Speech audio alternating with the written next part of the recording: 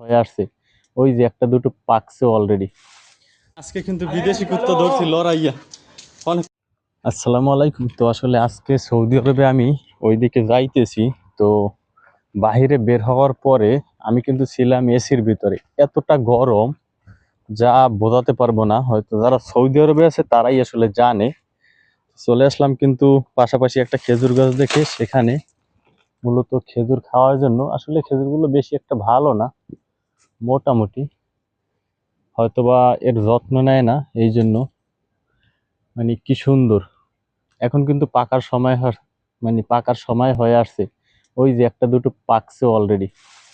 তো এটা কিন্তু মূলত বড় একটা খেজুর বাগান, যদিও এর পরিচর্যা বেশি একটা ভালো না।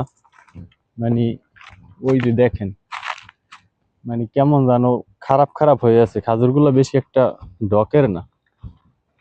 ওই যে কি সুন্দর পেকে আছে। এখন যাব সামনে ওইদিকে। আর মূলত কি ভাই, ভিডিওটা ওপেন করার একটাই উদ্দেশ্য, যে এতটা গরম আর এতটা রোদ, মানে আজ প্রায় এই 3 থেকে 4 দিন ধরে দিন আর রাত সমানে।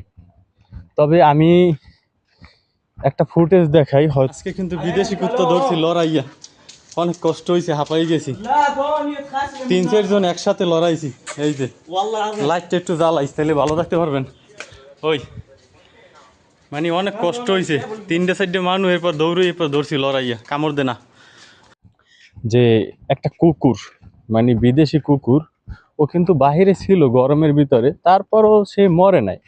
অথচ তাকে ধরে নিয়ে গোসল টোসল করাইছিলাম আমি এবং আমার কফিলের ছেলে, এরপর তার ভাইয়ের 4-5 জনে মিলে এরপরে ধরে গোসল করাইছি। 2 দিন ছিল। গতকালকে রাতে খানা দানা দিছি, খাইছে খানা দানা। খাওয়ার পরে ওকে এখন দেখেন যে ঘরটায় রাখছি, ওই ঘরটায় আজকে গিয়েছি মানে খানা দেওয়ার জন্য, পানি টেনে আছে কিনা বা খাবার দাবার রাখার জন্য গিয়েছি। কিন্তু দুর্ভাগ্যবশত গিয়ে দেখি, হয়তো বা দেখতেই পারতেছে, ময়ূরে এরপরে সোজা হইয়া আছে। তো এই জন্য খুব কষ্ট লাগলো যে ওকে আনলাম, গোসল করাইলাম, খানা দানা দিলাম, কিন্তু মারা গেল। তবে আনার আজকে 3 দিন হয়েছে, 3 দিনের দিন মারা গেছে।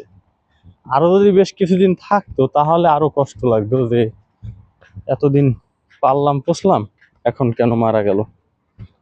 যাই হোক, তো আল্লাহ যা করে বান্দার মঙ্গলের জন্য। আর বর্তমানে হয়তো যারা যারা আছে তারা আসলে জানে যে গরম কাকে বলে।